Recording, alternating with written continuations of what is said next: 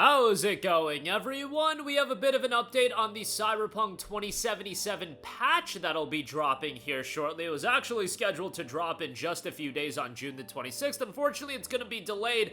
However, we have an idea of the scope of the brand new update. It's going to be a pretty reasonable update. I mean, they got a small team working on these Cyberpunk 2077 patches as the majority of CDPR is moving on to new projects, but man, they're still getting a lot of good work done, so we'll talk about that.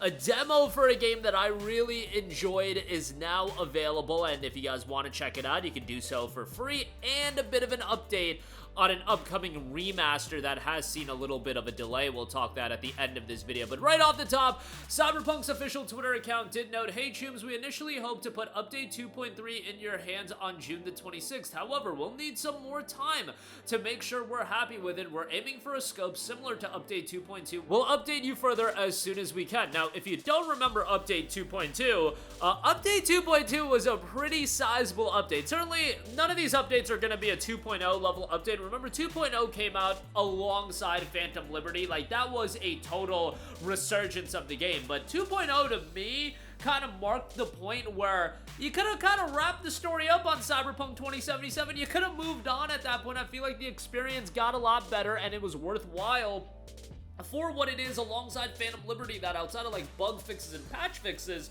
and things of that nature, I didn't think there was a need for new content or new updates and things of that nature. But hey, if you want to do it, more power to you. I love Cyberpunk 2077. I've talked about this game ad nauseum. I already thought back in December of 2020, yes, relative to expectations, and a lot of that has to do with CDPR's promotion of the game. Relative to expectations, it was a colossal disappointment, but I don't think it was this atrocity. I remember in December, when Cyberpunk had just come out, I got a message from somebody saying that it was the worst game of all time, and it's like, that level of hyperbole in a world where like Rogue Warrior exists was just insane to me. Yes, on PlayStation 4 and Xbox One, it ran like a pile of trash. It probably shouldn't have been released on those platforms, but on PC, yes, was it a buggy, glitchy mess at times? Sure, but there was certainly a good game there, or a decent game at the very least. Now, I think it's legitimately a phenomenal game, and Phantom Liberty is outstanding. And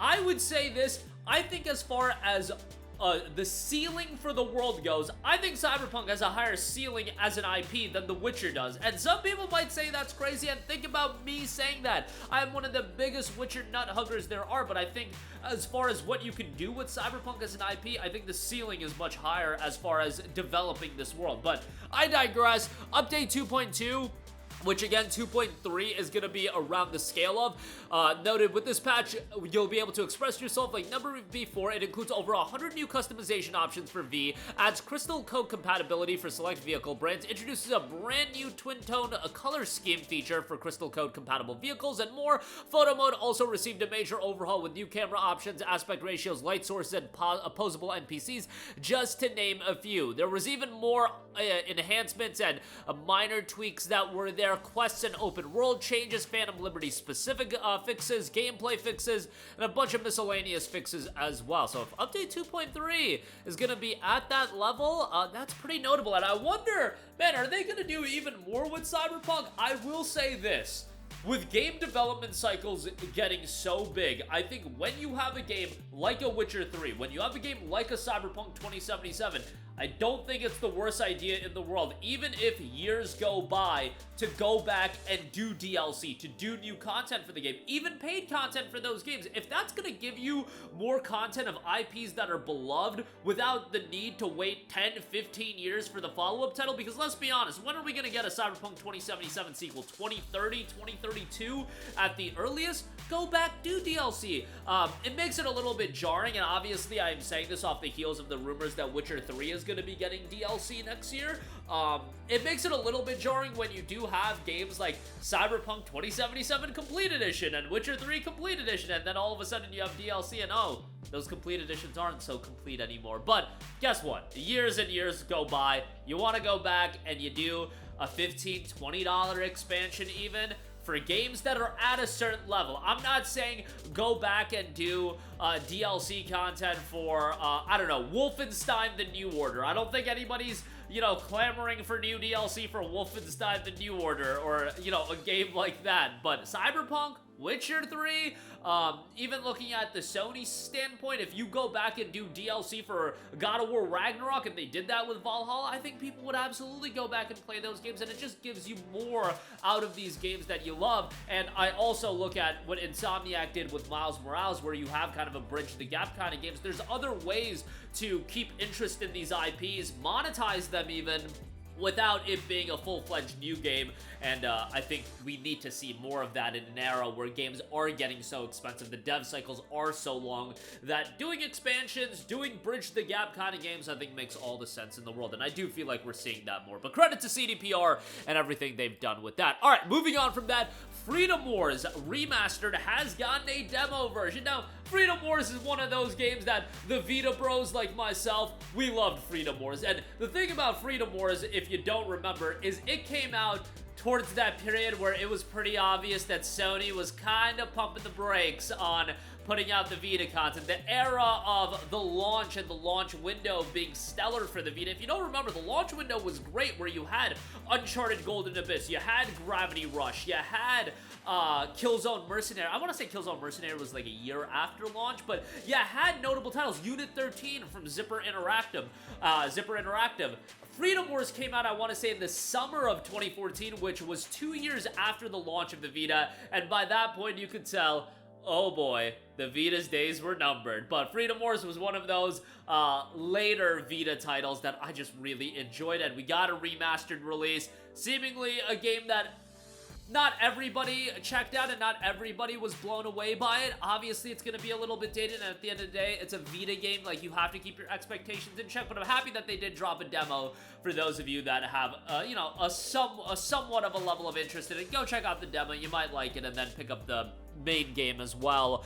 The Contribution Edition is on sale. It's 30% off for $34.99. I wouldn't recommend getting that. I would recommend waiting on the Standard Edition to be, you know, 30-40% off and then picking it up then. Lastly, I do want to note, Night Dive Studios has announced important update regarding the upcoming release of System Shock 2 25th Anniversary Remaster.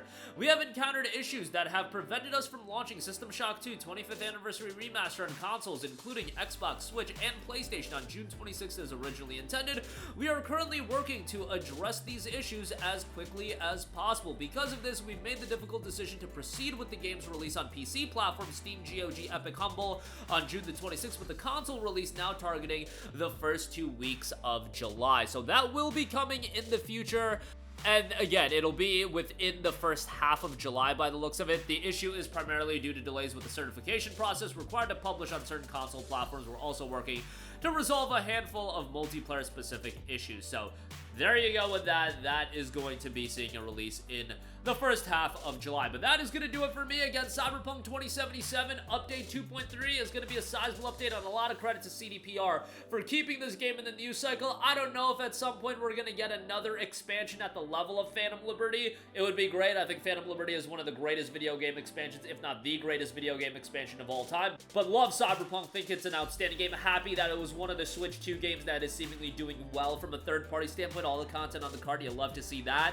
But yeah, Update 2.3 will be coming sometime in the near future, but not on June 26th as originally intended. Freedom Wars Remastered gets a demo. Definitely check that out. I get that a lot of you guys are going to be busy this week with Death Stranding 2, but that's something to check out. And System Shock 2 25th Anniversary Remastered been rescheduled to early July for PlayStation 5 and PS4. Be on the lookout for that. That'll do it for me. Let me know all of your thoughts in the comments section down below. As always, thank you for watching. Sound off down below, and goodbye.